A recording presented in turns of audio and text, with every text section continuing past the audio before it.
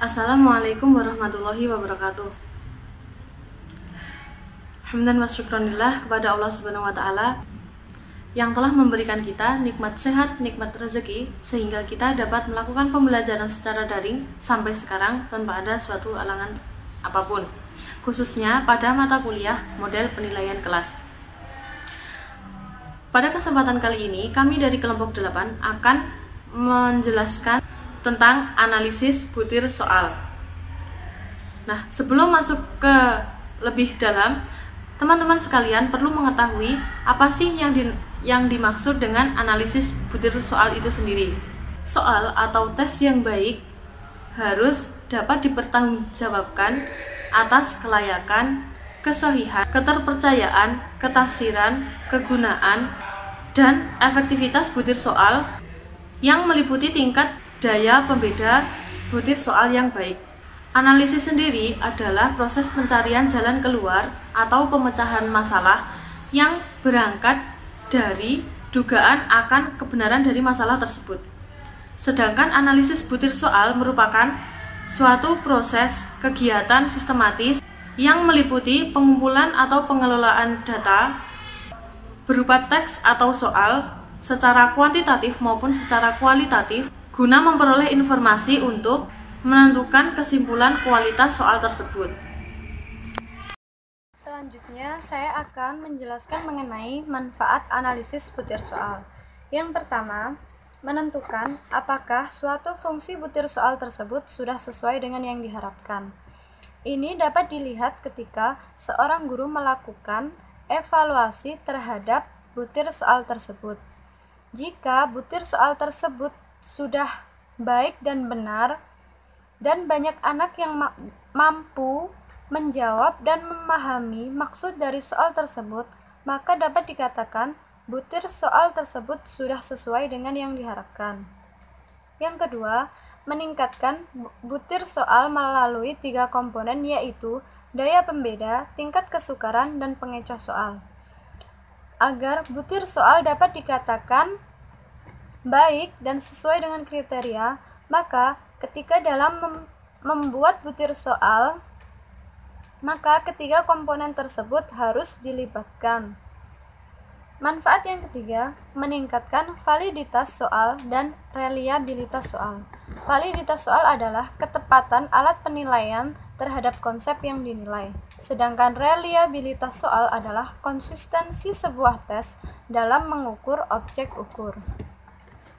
Manfaat yang keempat adalah merevisi soal yang tidak relevan dengan materi yang biasanya ditandai dengan banyaknya anak yang tidak mampu menjawab soal tersebut. Ketika melakukan evaluasi dan ternyata banyak anak yang tidak mampu menjawab soal tersebut, kemungkinan materi dan butir soal yang diujikan tidak sesuai, sehingga anak tidak mampu memahami maksud dari soal tersebut dan sulit untuk menjawabnya.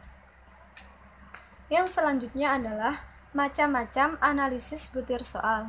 Yang pertama, analisis secara kualitatif dan analisis secara kuantitatif.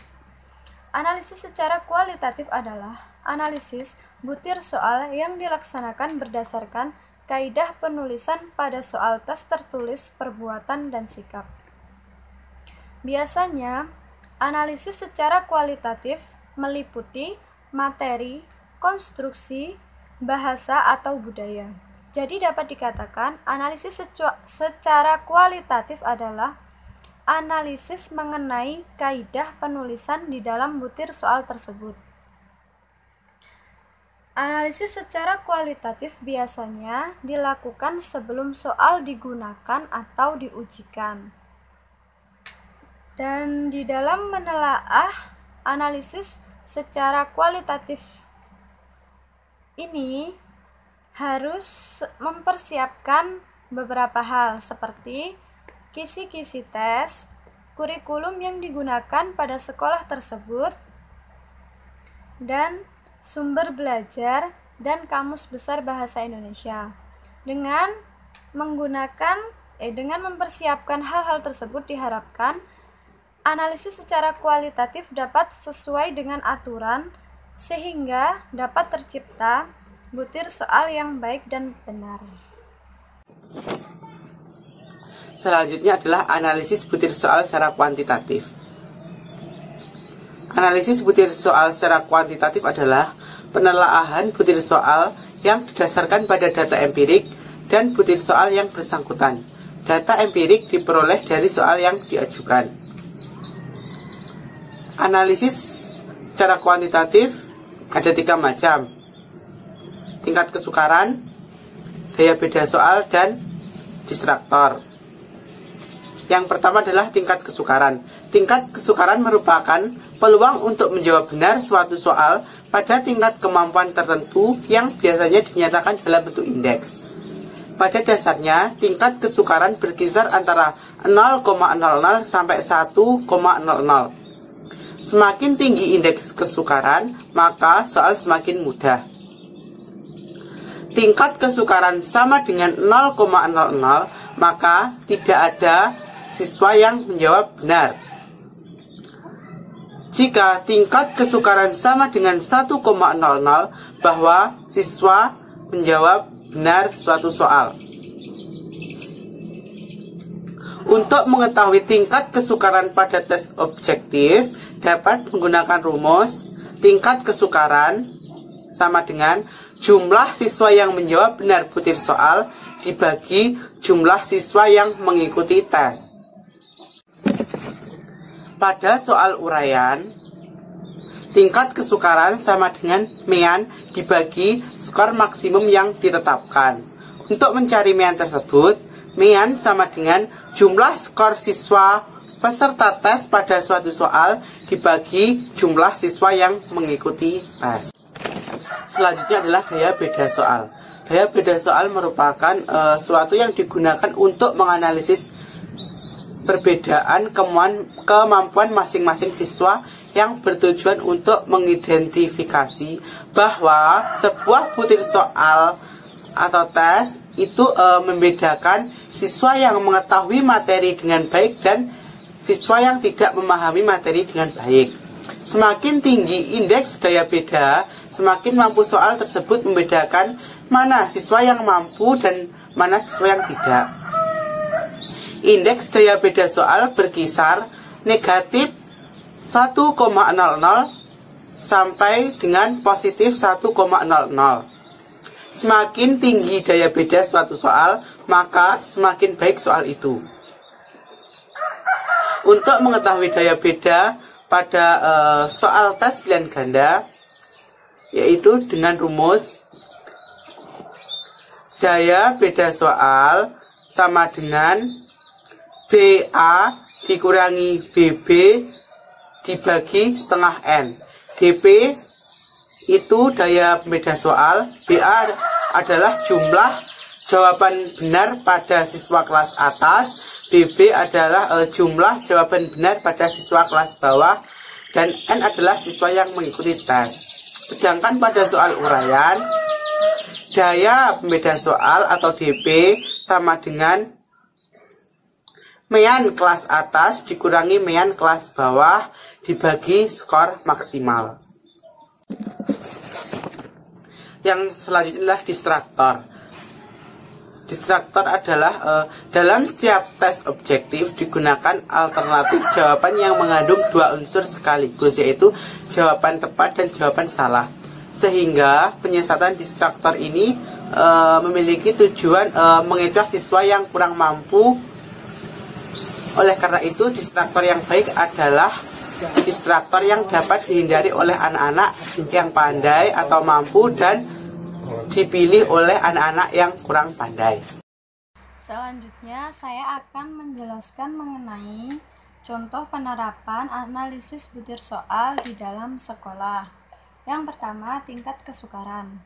Contohnya, tes formatif IPA 10 soal bentuk pilihan ganda dengan option 4 A, B, C, D dengan proporsi 2 soal mudah, 6 soal sedang, dan 2 soal sukar. Jumlah siswa adalah 20 orang. Yang pertama, seperti pada contoh adalah kemampuan yang diukur adalah pengetahuan. Jutkemen di sini adalah mudah. Siswa yang menjawab benar adalah 18. Cara untuk mencari indeks kesukaran dapat dilihat di bawah tabel, yaitu P sama dengan B per N. B di sini adalah siswa yang menjawab benar dan N adalah jumlah siswa yang digunakan. Jadi 18 per 20 ketemu 0,90. Jadi keterangan indeks kesukaran tersebut adalah mudah. Jadi dapat dikatakan antara keterangan indeks kesukaran dengan Jutkemen pada soal itu sesuai, yaitu mudah.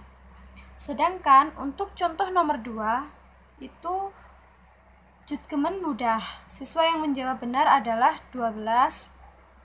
Jadi kita hitung indeks kesukarannya. 12 per 20 dan hasilnya adalah 0,60. 0,60 berdasarkan indeks kesukaran itu dikatakan sedang, padahal Jutkemen pada soal itu mudah. Jadi pada nomor 2 ini ada ketidaksesuaian antara Jutkemen dan indeks kesukaran. Contoh lainnya adalah pada soal nomor 6 mengenai pemahaman. Jutkemen pada soal adalah sedang. Siswa yang menjawab benar adalah 20. Jadi ketika dihitung 20 per 20 bertemunya 1. Di dalam indeks kesukaran 1 itu keterangannya adalah mudah. Sedangkan di Jutkemen adalah sedang. Ini jadi juga ada ketidaksesuaian antara Jutkemen dan indeks kesukaran. Contoh yang lainnya yaitu nomor 1, 3, 4, 5, 8, dan 9 itu terdapat kesesuaian antara Jutkemen. Sedangkan untuk nomor 2, 6, 7, dan 10 itu tidak sesuai. Jadi ada 4 soal yang tidak sesuai dengan Jutkemen yang digunakan dan hasil dari perhitungan indeks kesukaran. Untuk contoh penerapan yang kedua, yakni penerapan daya pembeda. Silakan teman-teman melihat tabel yang sudah ada di video. Dari hasil analisis tes yang terdiri dari 10 butir soal yang dikerjakan oleh 20 orang siswa, terdapat dalam tabel sebagai berikut. Ini ada siswa, kelompok, nilai soal, dan skor siswa. Silakan dilihat teman-teman. Kemudian dalam mencari indeks kesukaran menggunakan rumus yang ditulis P sama dengan B per N. Berdasarkan nama-nama siswa yang ada di tabel, kita memperoleh skor-skor sebagai berikut. A sama dengan 5, B sama dengan 7, C sama dengan 8, D sama dengan 5, E sama dengan 10, F sama dengan 6, G sama dengan 6, H sama dengan 6, I sama dengan 8, J sama dengan 7, K sama dengan 7, L sama dengan 5, M sama dengan 3, N sama dengan 7, O sama dengan 9, P sama dengan 3, Q sama dengan 8, R sama dengan 8, S sama dengan 6, dan yang terakhir T sama dengan 6. Nah, dari angka-angka yang belum teratur tersebut, kemudian dibuat arah urutan penyebaran dari skor yang paling tinggi ke skor yang paling rendah. Kelompok atas yaitu 10, 9, 8, 8, 8, 7, 7, 7, 7. Untuk kelompok bawah yaitu 6, 6, 6, 6, 5, 5, 5, 3, 3. Kemudian array ini sekaligus menunjukkan adanya kelompok atas atau JA dan kelompok bawah atau JB dengan pemiliknya sebagai berikut. kelompok atas JA titik 2, B sama dengan 7, C sama dengan 8, D3 sama dengan 10, I sama dengan 8, J sama dengan 7, K sama dengan 7, N sama dengan 7, O sama dengan 9, Q sama dengan 8, R sama dengan 8. Sedangkan kelompok bawah titik 2, A sama dengan 5, D sama dengan 5, F sama dengan 6, G sama dengan 6, H sama dengan 6, L sama dengan 5, M sama dengan 3, S sama dengan 6, dan T sama dengan 6.